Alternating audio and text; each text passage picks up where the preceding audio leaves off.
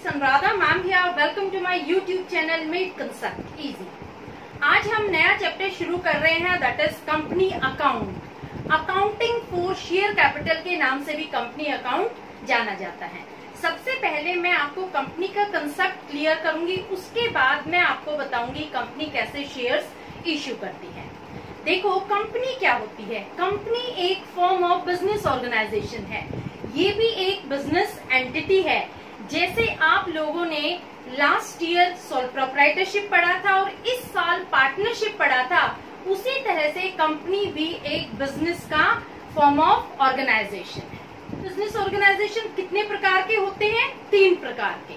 देखो फर्स्ट आता है सोल प्रोप्राइटरशिप। सोल प्रोप्राइटरशिप में क्या होता है, एक पर्सन बिजनेस का ओनर होता है। पार्टनरशिप में क्या होता है कि मिनिमम 2 पर्सन बिजनेस के ओनर होते हैं, मैक्सिमम 50 होते हैं और मिनिमम 2 पर्सन होते हैं बिजनेस के ओनर। लेकिन अगर हम बिजनेस को और ज्यादा ग्रो करना चाहते हैं, जहां बिजनेस के मेंबर अनलिमिटेड हो, तो वो बिजनेस ऑर्गेनाइजेशन बन जाता है कंपनी अकाउंट। तो आज हम पढ़ेंगे कंपनी होती क्या है और कंपनी कैसे काम करती है, कैसे शेयर्स इश्यू करती है, कंपनी कैसे कैपिटल कलेक्ट करती है लोगों से। देखो जब बिजनेस सोल प्रोप्राइटरशिप होता है तो यहाँ पर ओनर अपनी मर्जी से जितना चाहे कैपिटल बिजनेस में लगा सकता है और उसके कैपिटल को हम उसी के नाम से बैलेंस शीट में शो करेंगे। सपोज ये मिस्टर ए का बिजनेस है तो हम लिखेंगे mister A's capital. Balance sheet में हम इजीली शो कर देंगे जितना भी कैपिटल उसने इंट्रोड्यूस करा है वो अमाउंट। यहाँ पर देखते हैं हम पार्टनरशिप के केस में। पार्टनरशिप में सपोज ए तो पहले था ही, उसने बी को और बिजनेस में जोड़ लिया, तो हम एज कैपिटल बीज कैपिटल दोनों को कैपिटल हम बैलेंस शीट में दिखा सकते हैं। लेकिन in case of company business के यहाँ अनलिमिटेड ओनर्स हैं, जो भी बिजनेस के मेंबर्स हैं वो हजारों और लाखों की संख्या में होते हैं, तो हम उनके इंडिविजुअल नेम बैलेंस शीट में नहीं दिखा सकते। तो हम जो भी अमाउंट उनसे हमें मिलती है उसको हम शेयर कैपिटल के नाम से दिखाते हैं। समझ में आया?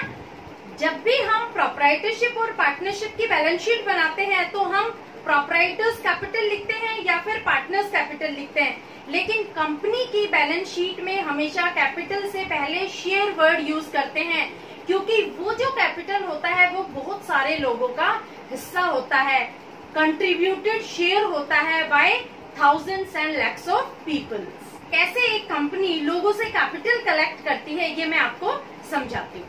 सपोज ये एक कंपनी है, कंपनी को 10 लाख रुपए की रिक्वायरमेंट है, एक प्रोजेक्ट वर्क उसे कंप्लीट करना है, उसके लिए 10 लाख रुपए चाहिए। कंपनी के पास 10 लाख रुपए नहीं है, तो कंपनी ने क्या किया, इस 10 लाख रुपए के छोटे छोटे टुकड़े बना दिए। एक टुकड़े की कीमत कंपनी ने रख दी 10 रुपए, यानी 1 लाख टुकड़ों में कंपनी ने टोटल कैपिटल को डिवाइड कर दिया और पर शेयर की वैल्यू रख दी 10 रुपए। जो टुकड़े वर्ड में यूज कर रही हूँ वो है शेयर, यानी ये छोटे छोटे टुकड़े बना दिए, देखो ऐसे, ठीक है। और एक शेयर की कीमत रख दी 10 रुपए और टोटल शेयर कंपनी ने इश्यू करे हैं 1 लाख शेयर्स। जो भी कोई जितने शेयर खरीदेगा 10 रुपए के हिसाब से वो उसकी पेमेंट करेगा। अब देखो जब कंपनी ने शेयर इश्यू करे तो बहुत सारे लोग इंटरेस्टेड हुए कि हम कंपनी के ओनर बन जाएं, क्योंकि जो कंपनी में शेयर खरीदता है वो कंपनी का ओनर बन जाता है। तो यहाँ पर पब्लिक आ गई और पब्लिक डिमांड करने लगी कि हमें शेयर दे दो। देखो एक पर्सन आया, उसने कहा मुझे 10,000 शेयर दे दो। दूसरा आया, वो कहने लगा मुझे 5,000 शेयर दे दो। तीसरा आया, कहने लगा मुझे 4,000 शेयर दे दो। चौथा आया, कहने लगा 3,000 शेयर दे दो। पांचवा आया, कहने लगा 2,000 शेयर दे दो। इस तरह से लोगों ने कंपनी के शेयर परचेज करने शुरू कर दिए। कंपनी ने लोगों से जो भी पैसा मिला उस पैसे को एक बॉक्स में कलेक्ट करना शुरू कर दिया। देखो जो भी मनी कलेक्टेड फ्रॉम पीपल, उन्होंने एक बॉक्स के अंदर कलेक्ट कर दिया सारा पैसा।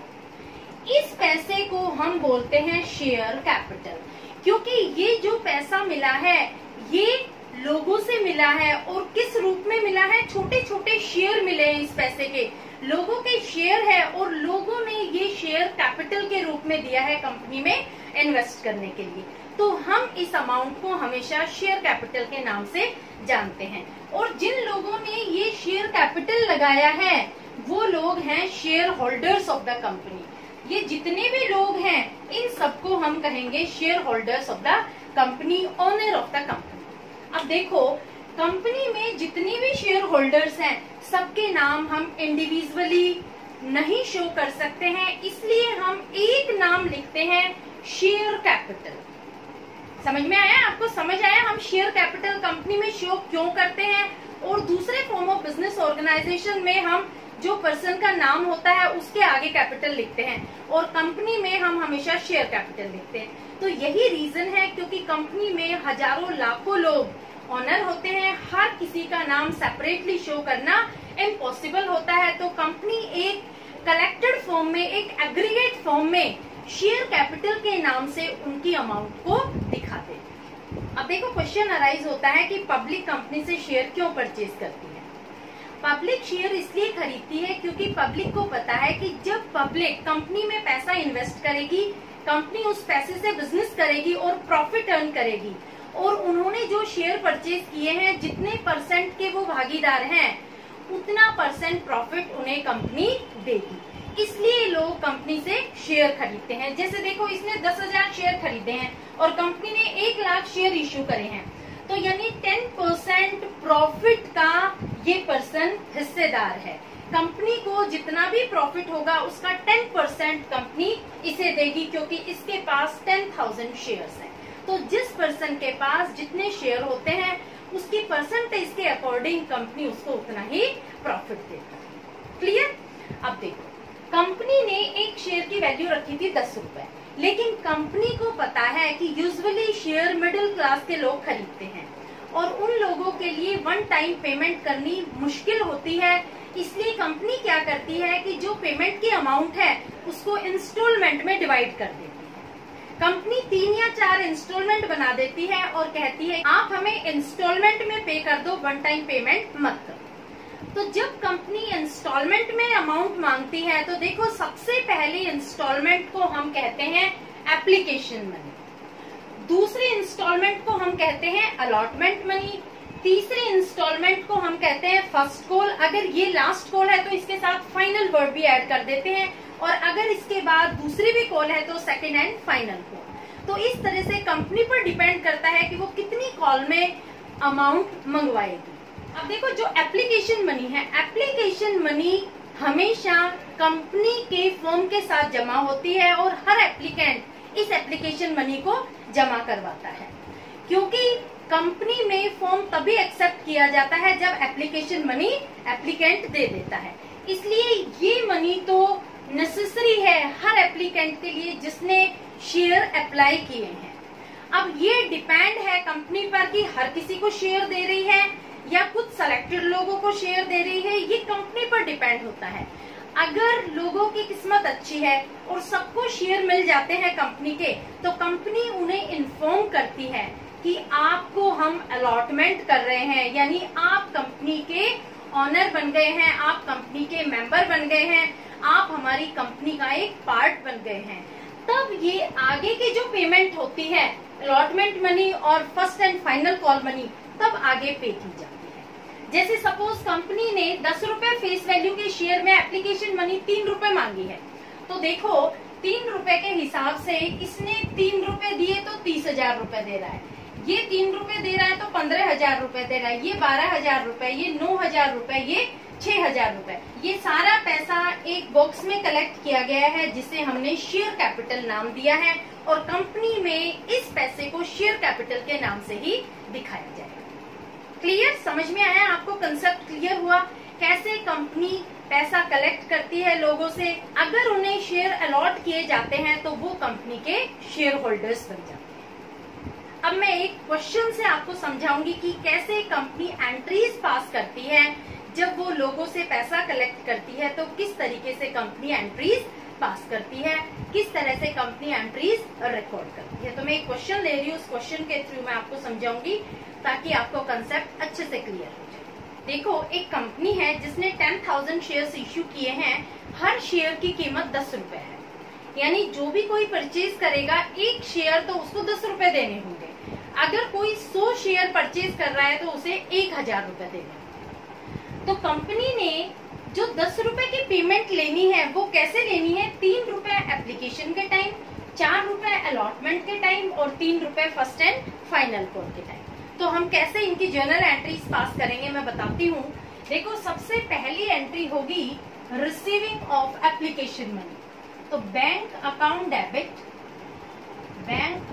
Debit to share application account. अब देखो कितने रुपए हम यहाँ रिसीव कर रहे हैं। 10,000 शेयर्स इश्यू किए थे और 3 रुपए के हिसाब से, तो 30,000 रुपए हो गए। 30,000 रुपए हमने एप्लीकेशन के टाइम रिसीव किए हैं।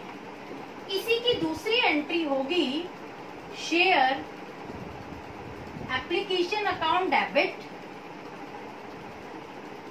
To share capital account. Same amount 30,000। अब देखो, हर इंस्टॉलमेंट की हम 2 एंट्री पास करें। पहली एंट्री है यहाँ कंपनी को एप्लीकेशन मनी मिल रही है, यानी लोगों ने शेयर के लिए अप्लाई किया है, तो एप्लीकेशन मनी मिल रही है 30,000 रुपए। तो हमने बैंक अकाउंट को डेबिट किया, क्योंकि as per rule of debit and credit bank is an asset.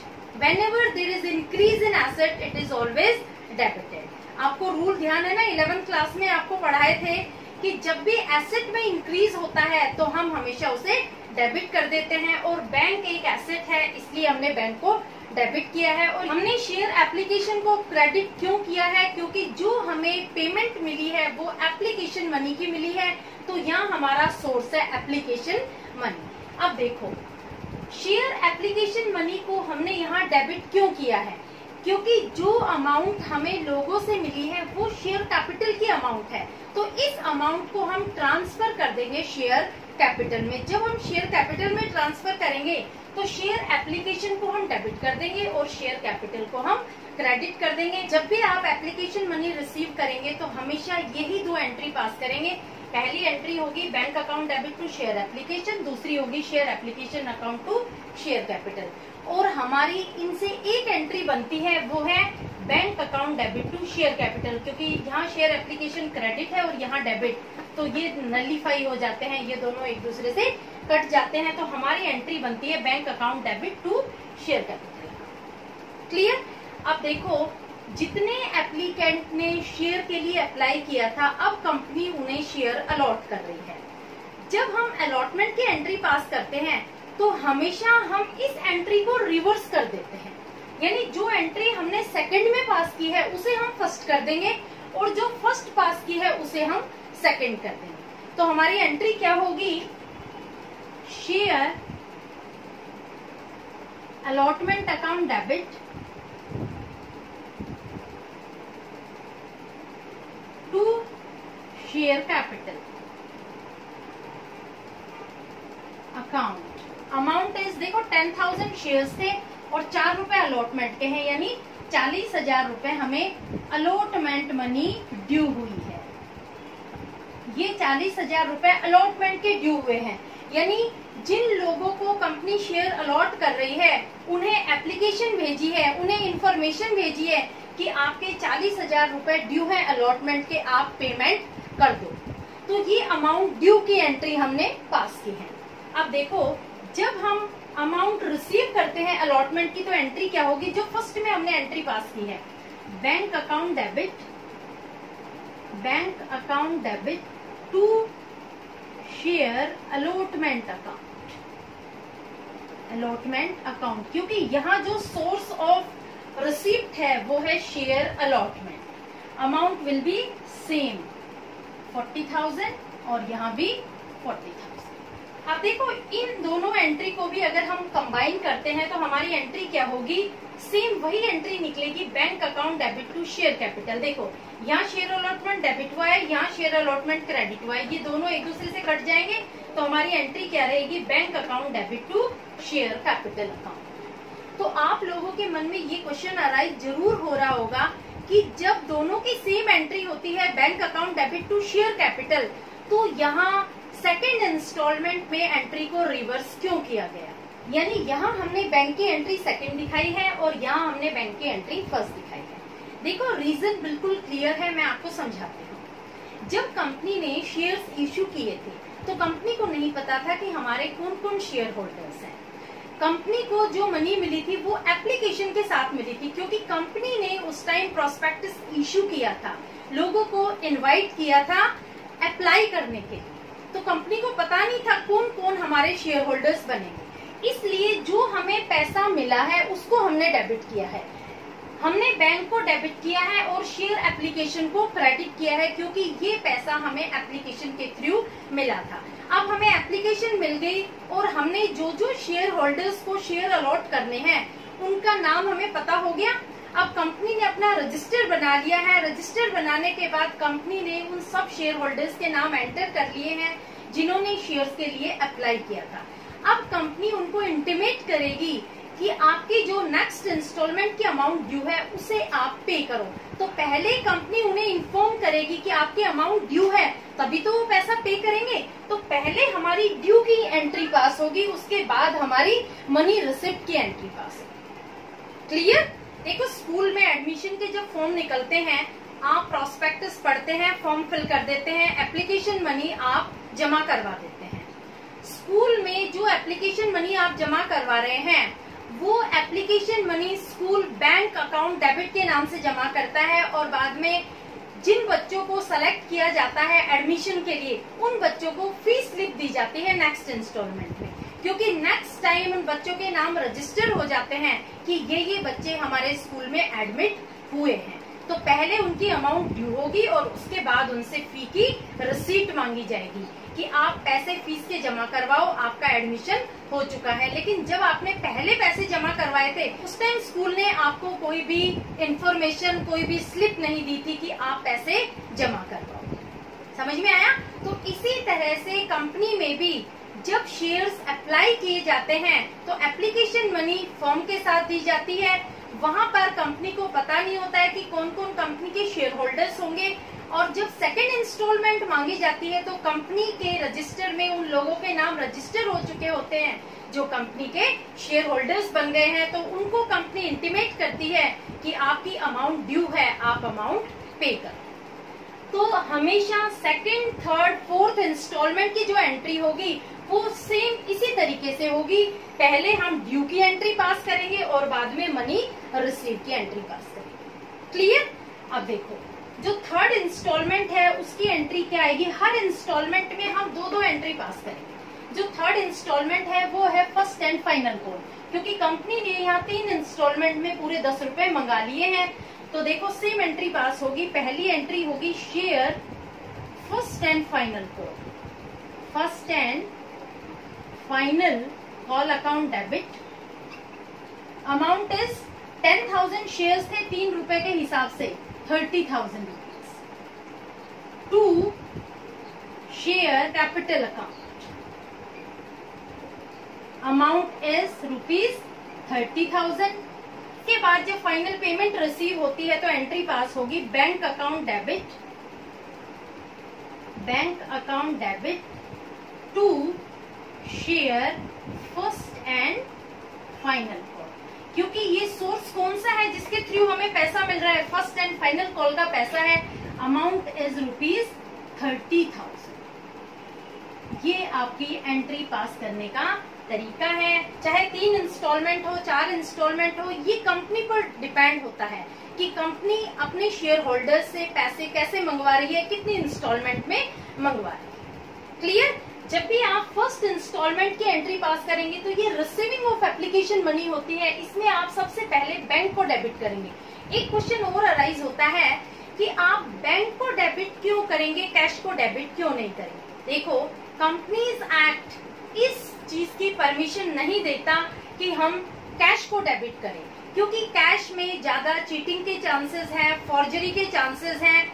इसलिए कंपनीज एक्ट मना करता है आप कैश में पेमेंट मत करो, क्योंकि जब भी आप बैंक में पेमेंट करोगे तो वो पेमेंट सेफ होगी।